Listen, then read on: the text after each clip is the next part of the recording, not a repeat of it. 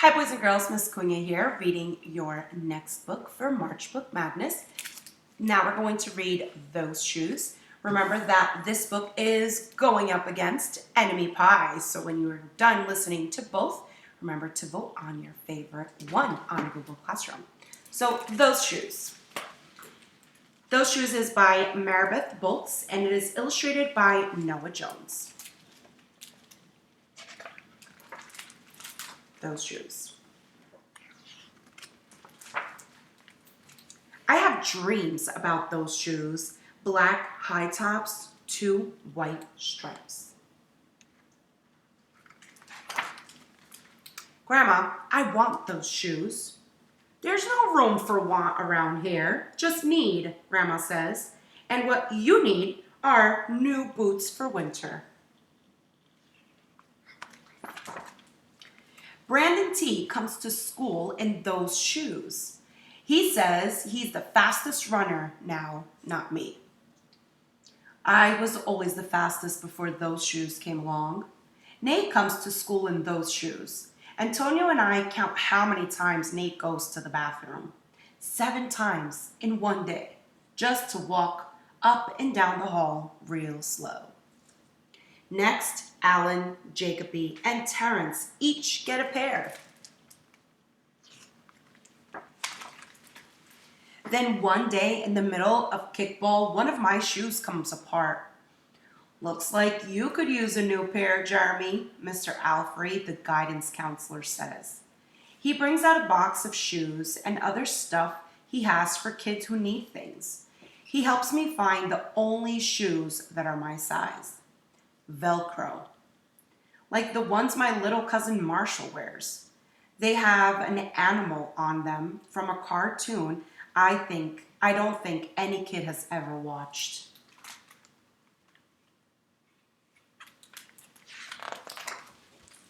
When I come back to the classroom, Alan Jacoby takes one look at my Mr. Alfrey shoes and laughs. And so do Terrence, Brandon T, and everyone else. The only kid not laughing is Antonio Parker. At home, Grandma says, "How kind of Mr. Alfrey." I nod and turn my back. I'm not going to cry over dumb shoes. But when I'm writing my spelling words later, every word looks like the word shoes. And my grip is so tight on my pencil, I think it might burst. On Saturday, Grandma says, "Let's check out those shoes you've been wanting so much. I got a little bit of money set aside. Might be enough, you never know." At the shoe store, Grandma turns those shoes over to check the price. When she sees it, she sits down heavily. "Maybe they wrote down the price wrong," I say. Grandma shakes her head.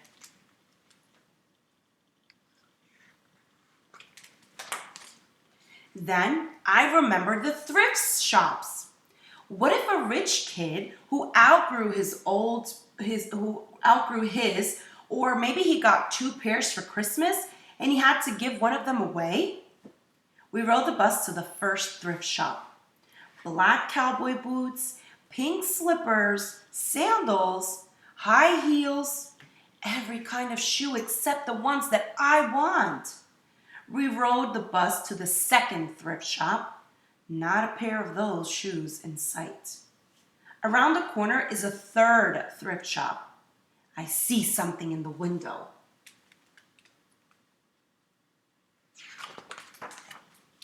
Black shoes with 2 white stripes. High tops. Perfect shape. $2.50. Those shoes.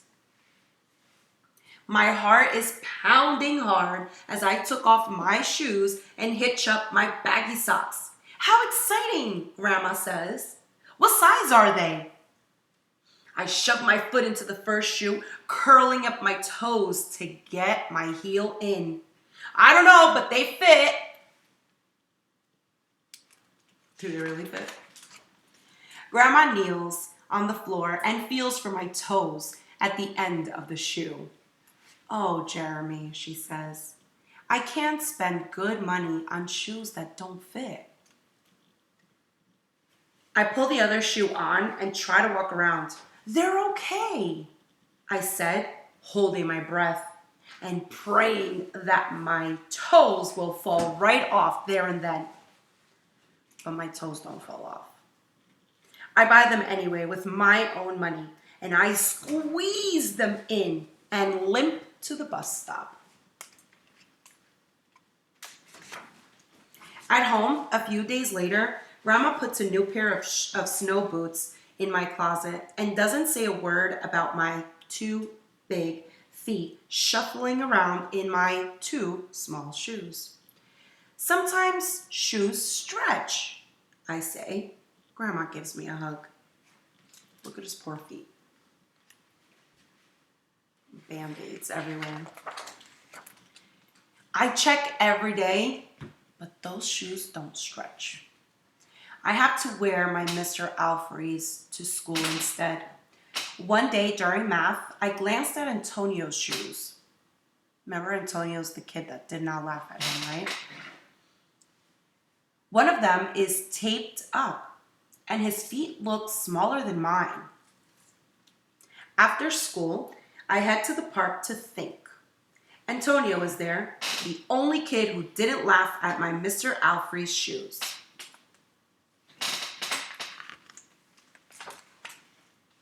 We shoot baskets.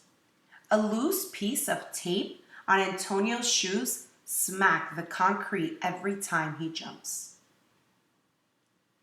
I think, I'm not going to do it. We leap off the swings. I'm not going to do it. We race from one end of the playground to the other. I'm not going to do it, I say. Do what? Antonio says, breathing hard. Grandma calls me for supper and invites Antonio over too. After supper, he spies my shoes. "How come you don't wear them?" Antonio asks. I shrug. My hands are sweaty. I can feel him wishing those shoes were his. That night, I'm awake for a long time thinking about Antonio. When morning comes, I try on my shoes one last time. Before I can change my mind, the shoes are in my coat. Snow is beginning to fall as I run across the street to Antonio's apartment. I put those shoes in front of his door, push the doorbell, and run. So he dropped off his shoes.